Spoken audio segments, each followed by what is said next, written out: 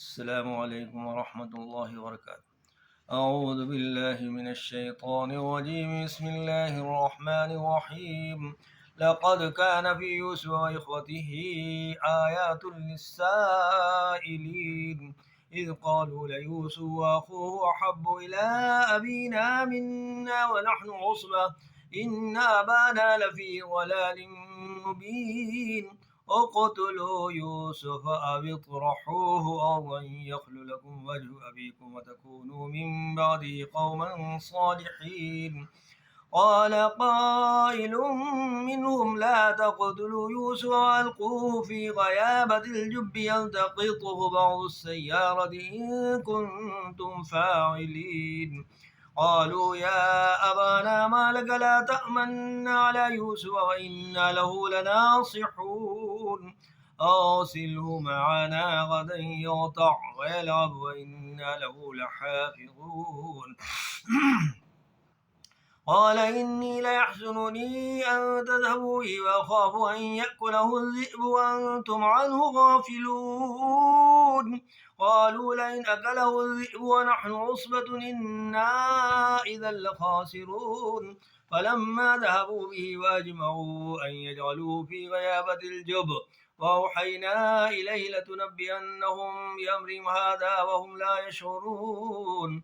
وجاءوا أباهم عشاء يبكون. قالوا يا أبانا إنا ذهبنا نستبق وتركنا يوسف عند متاعنا فأكله الذئب وما أنت بمؤمن لنا ولو كنا صادقين. وجاءوا على قميصه بدم كذب قال بل سولت لكم أنفسكم أمرا فصبر جميل والله المستعان على ما تصفون. وجاء السيارة فأرسلوا والدهم فأدلى دلوه قال يا بشرى هذا غلام وأسروه بضاعة والله عليم بما يعملون. وشروه بثمن بخس دراهم معدودة وكانوا فيه من الزاهدين.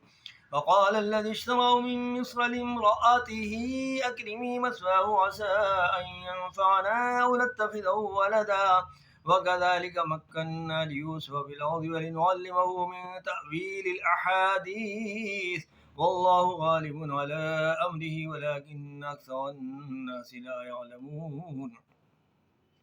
ولما بلغ أشده آتيناه حكما وعلما وكذلك نجزي المحسنين. وراودته التي هو في بيتها عن نفسه وغلقت الأبواب وقالت هيت لك قال معاذ الله إنه ربي أحسن مثواي إنه لا يفلح الظالمون.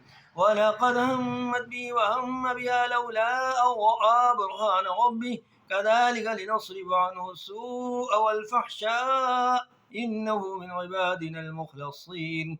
واستبق الباب وقدت قميصه من دبر وألف يا سيدها لدى الباب.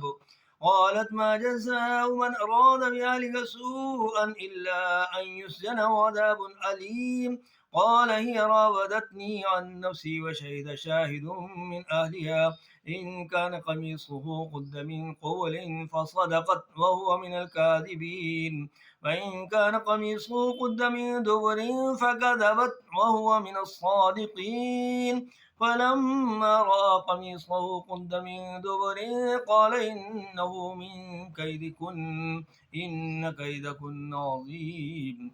يوسف أعرض عن هذا واستغفري لذنبك إنك كنت من الخاطئين. صدق الله العظيم.